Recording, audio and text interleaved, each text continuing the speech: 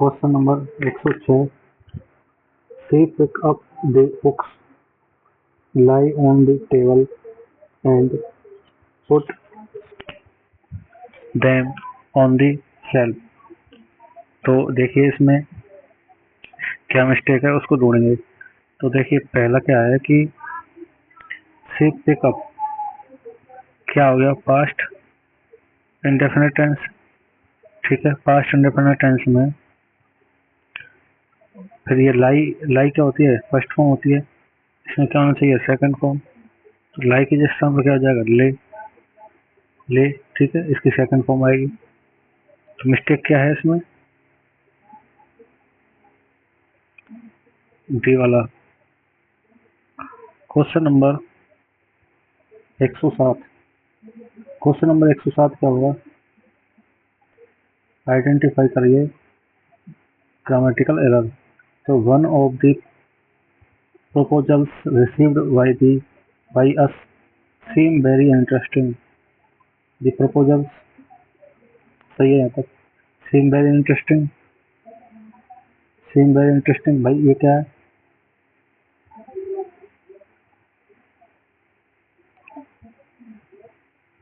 देखिए क्या होता है, seem very interesting अत्यंत रुचिकर प्रतीक होना। मेरा फ्रेज है, seem के स्थान पर seem का प्रयोग होगा क्योंकि सेंटेंस किसमें, पास्ट टेंस में। सेंटेंस किसमें, पास्ट टेंस में, सेकंड फॉर्म में। जैसे वहाँ पे पास्ट टेंस था, सेकंड फॉर्म थी, इधर भी सेकंड फॉर्म आई, लाई के स्थान पर ले आया। ठीक है, यहाँ भी सेम के स्थान पर सेम आएगा, सेकंड फॉर्म आ गई। दोनों क्वेश्चन 106 और 107 एक जैसे हैं। अगला question, I was sorry to be hearing of his misfortune. भाई देखिए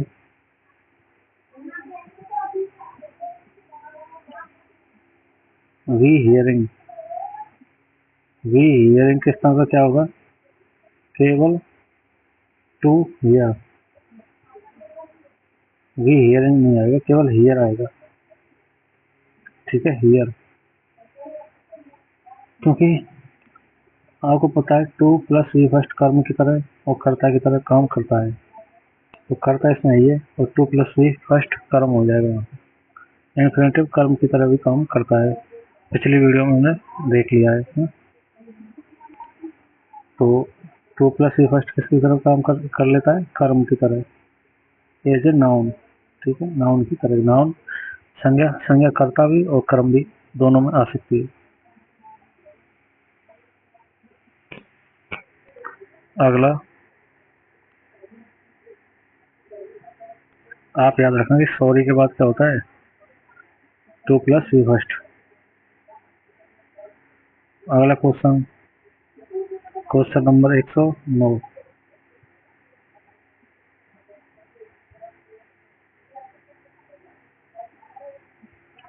question number 109, I am hearing a strange noise now. भाई नाउ मतलब होता है अब, यानी प्रेजेंट इंडेफिनिट टेंस। अगर प्रेजेंट इंडेफिनिट टेंस में प्रेजेंट कंटिन्यूअस का उपयोग हो रहा है, जो कि क्या है, गलत है। तो केवल क्या आएगा, हियर। क्योंकि हियर आई के साथ क्या आएगा, हियर सब। ठीक है, आई के साथ क्या आएगा, हियर।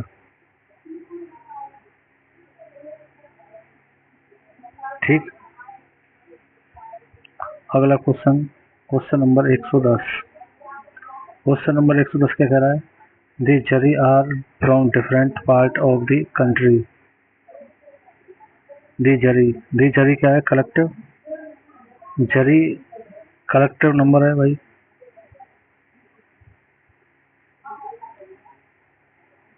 दी जरी लगा देंगे तो सिंगुलर बन जाएगी, दी जरी। ठीक है, ठीक है, तो क्या हो जाएगा, एच की जगह पे क्या आएगा, आर। इसको लिख लो कि जरी जो है ना कलेक्टिव नाउन है और डी लगने पर ये सिंगुलर भाव देती है। डी लगने पर सिंगुलर भाव देती है। सिंगुलर वर्ब का प्रयोग फिर इसमें होगा।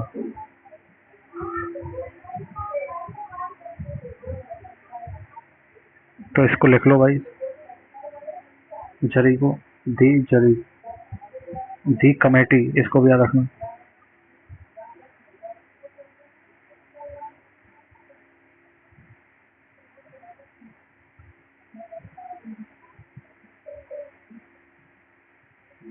ठीक है, अगला क्वेश्चन चलते हैं। Question number 111।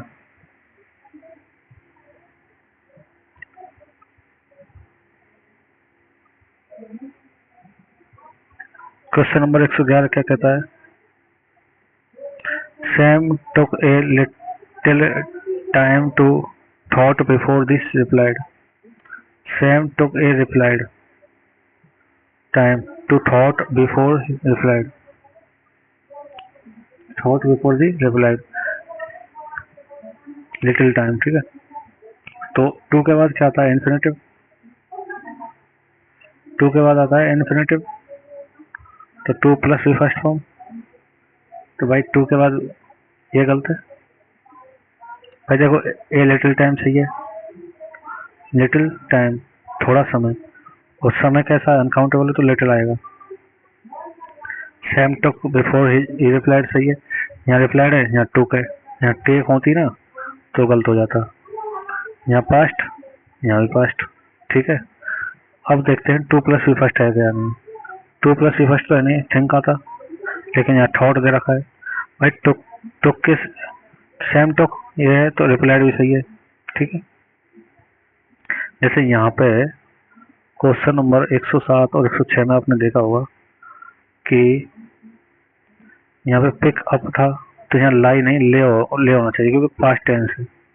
ठीक है, ये सही है, पास्ट है तो पास्ट ही होना चाहिए बराबर। तो पास्ट टेंस यहाँ पे रिसीव, तो यहाँ पे सेम दे रखा है, तो ये इसको भी पास्ट बनाओ। ठीक है, पास्ट पास्ट हो जाएगा, पास्ट पास्ट। यहाँ भी देखो आप, टुक है तो यहाँ रिप्लाइड पास्ट पास्ट हो गया, लेकिन टू के बाद क्या आता है? We first. टू के बाद आता है वी फर्स्ट, टू के बाद भी वी फर्स्ट आता है, तो इसको याद रखना है।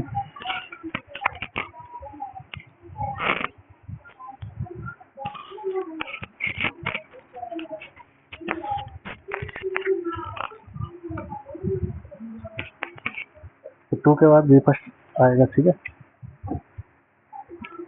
अगला करते हैं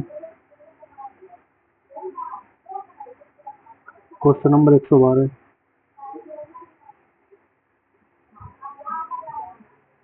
to the two trains gave or being stationary the illusion. तो इसमें कहाँ गलती है भाई? The two trains, the two trains, the two trains gave the illusion of being stationary. तो भाई देखो, ऑफ बीइंग स्टेशनरी के स्थान पर किसका प्रयोग हुआ? ऑफ बीइंग स्टेशनरी, क्योंकि प्रपोजिशन के बाद ऑफ है, ऑफ के जैसे प्रपोजिशन आ जाए तो प्रपोजिशन के बाद बी फर्स्ट प्लस आईएनजी का प्रयोग करते हैं, जैसे टू प्लस बी फर्स्ट का प्रयोग करते हैं। ठीक है, वैसे ही प्रपोजिशन के बाद बी फर्स्ट प्लस आईएनजी का प्रयोग करते हैं, इसको याद रखो। जैसे टू प्लस बी फर्स्ट करते हैं, वैसे ही प्रपोजिशन के बाद बी फर्स्ट प्लस आईएनजी का प्रयोग करते हैं। ये फॉर्म बन जाती है as a gerund, gerund form. ठीक है, ये इन्फिनेटिव फॉर्म होती है, इन्फिनेटिव। ठीक है, तो इसको याद रखो। दोनों को हम कर्म के रूप में भी प्रयोग कर सकते हैं। जैसे यहाँ ऑफ है प्रपोजिशन, तो ऑफ के बाद वी इनका हो जाएगा विंग। तो यहाँ ऑफ के बाद वी का हो गया, बीन का हो गया, बीन का बीइंग हो जाएगा। ठीक है, VEING। अगला क्वेश्चन करते हैं, question number 113। Due to cyclone Idea, vast area of land has been flooded, roads destroyed, and communications disrupting in Zimbabwe and Mozambique। ठीक है, तो इसमें क्या कह रहा है कि साइक्लोन के कारण भाई वहाँ बाढ़ और पानी हो गया, रोड डिस्ट्रॉय हो गए, कम्युनिकेशन जो सिस्टम था वो डिस्टर्बिंग हो गया जिम्बाब्वे में और मोजाम्बिक में। ठीक है, तो अब करते हैं आगे। भाई देखो, have been flooded, roads destroyed। देखिए, जब दो क्लोज एंड से जुड़े होते हैं, destroyed एंड एंड से जुड़े हुए, दोनों क्लोजों में एक ही टेंस होना चाहिए। जब एंड से जुड़े हुए ना दो क्लोज, तो दोनों क्लोजों में एक ही टेंस होना चाहिए। यदि इधर प्रेजेंट है तो इधर प्रेजेंट, इधर पास्ट है तो इधर पास्ट। ठीक है, इधर फ्यूचर है तो इधर फ्यूचर। तो इसको रख लो, लिख लो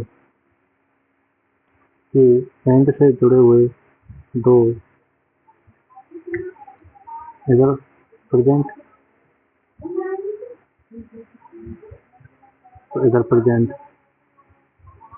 इधर पास्ट इधर भी पास्ट, इधर फ्यूचर तो इधर भी फ्यूचर। ठीक है,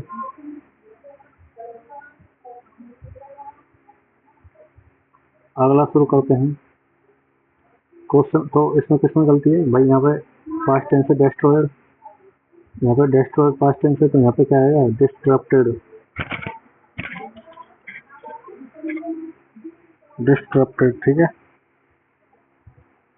अगला करते हैं शुरू। क्वेश्चन नंबर 114 है। क्वेश्चन नंबर 114 क्या कह रहा है भाई? देखो, इज वेरी डिफरेंट सही है from other places in the city that is crowded and noisy.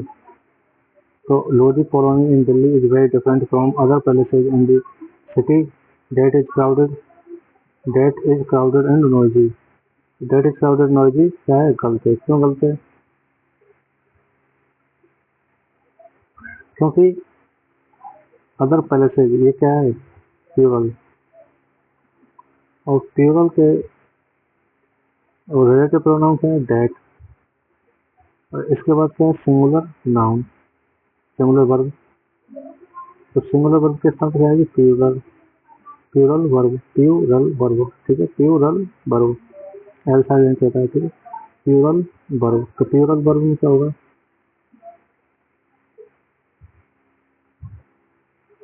इसको याद रखना। ठीक है,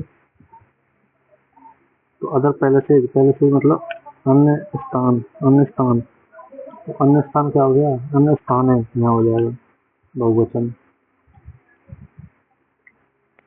क्वेश्चन नंबर 115। क्वेश्चन नंबर 115 क्या कहता है? You may left the class when you have completed the test। You may left the class when you have completed the test। इसमें क्या होगा? यू मे के बाद बी फर्स्ट टाइम चाहिए, क्योंकि मॉडल के बाद इसका इस्तेमाल करते हैं बी फर्स्ट का। तो यहाँ पर क्या है? ये लेफ्ट सेकंड फॉर्म, तो लीव क्या हो जाएगी?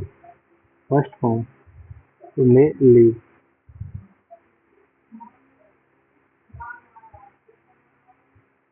Question number 116। क्वेश्चन नंबर 116 क्या है? देखिए, plogging is the international trend in which someone picking up. देखिए, picking up trash, picking up trash के स्थान पे क्या आएगा? इसके भाव के अनुसार हम अगर देखें, सिंपल प्रेजेंट टेंस हुआ है, सिंपल प्रेजेंट टेंस, ठीक है। इस यहाँ पे सिंपल प्रेजेंट टेंस है और बी की क्या है, फॉर्म, ठीक है।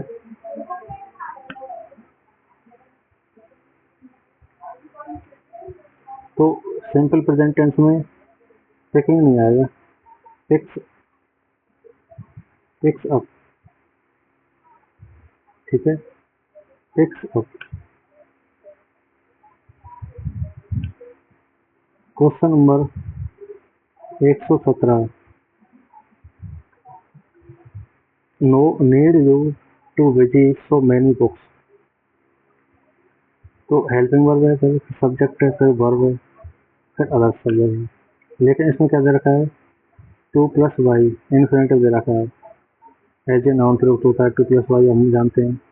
टू प्लस वाई यदि वाक्य में कहीं भी प्रयुक्त हो रहा है तो हम एज ए नाउन प्रयुक्त करते हैं, तो एज ए नाउन प्रयुक्त करते हैं। तो यहाँ पे क्या गलत है भाई, नीड यू तो सही है, ये तो सही है, नीड यू। टू बिजी गलत है, to why, need you why, to why, क्योंकि टू नहीं आएगा। नीड क्या है, हेल्पिंग वर्ब, एच डी, तो सब्जेक्ट प्लस एम डी, और एम डी क्या है, फिर इसके बाद आएगा ऑब्जेक्ट। ऑब्जेक्ट में हम एम डी पाया नहीं, डायरेक्ट ऑब्जेक्ट रख दिया, तो ये गलत है।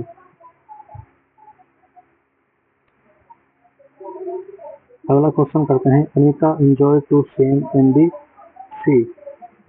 Anita enjoy to swim in the sea.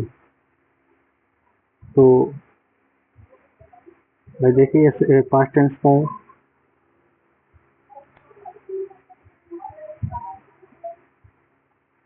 तो कहीं ना कहीं एंजॉय के बाद हम क्या जानते हैं, आप याद रखना कि एंजॉय हो, एडम्ट हो, एक्सक्यूज हो, माइंड हो, प्रिवेंट हो, की, present, finish, forgive,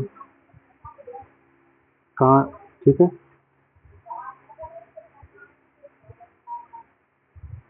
it is no use, it is no good, it can't help, can't stand. इनके बाद एंजॉय, एंजॉय है, एंजॉय सेकंड फॉर्म भी आ सकती है, इनकी सेकंड फॉर्म भी आ सकती है, इनकी थर्ड फॉर्म भी आ सकती है, इन सबकी, ठीक है। तो इस हिसाब से फर्स्ट फॉर्म भी आ सकती है, यही आ सकती है ना। तो इस हिसाब से इनके बाद में क्या आना चाहिए, to plus V first form नहीं आना चाहिए, इनके बाद डायरेक्ट वी थर्ड आना चाहिए, ठीक है। तो स्विमिंग आएगा, तो इसको याद रखना है। एंजॉय को याद रखो, एक तो मोस्ट, एक अवॉइड को याद रखो, दो, एक एडमिट को याद रखो, तीन, एक याद रखो फॉरगिव को, चार। तो इनको याद रखो, इनको लिख लो।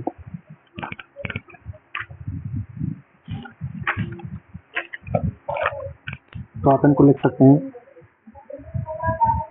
कि एडमिट, एंजॉय और excuse,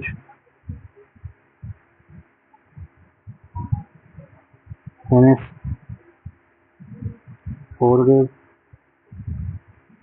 prevent, keep, resent, deny, detest, delay, avoid, admit और avoid, enjoy, excuse, finish, forgive, mind, और क्या है भाई, और it is no use, it is no good, can't help, can't stand. इन सब के बाद में क्या आता है, बी फर्स्ट में आई एन जी। दूसरा प्रपोजिशन के बाद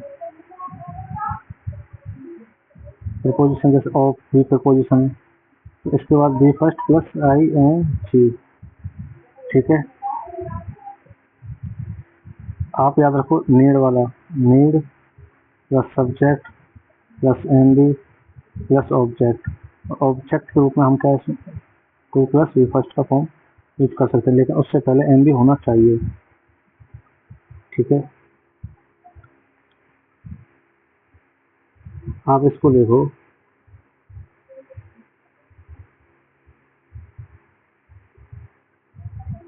मॉडल्स के बाद,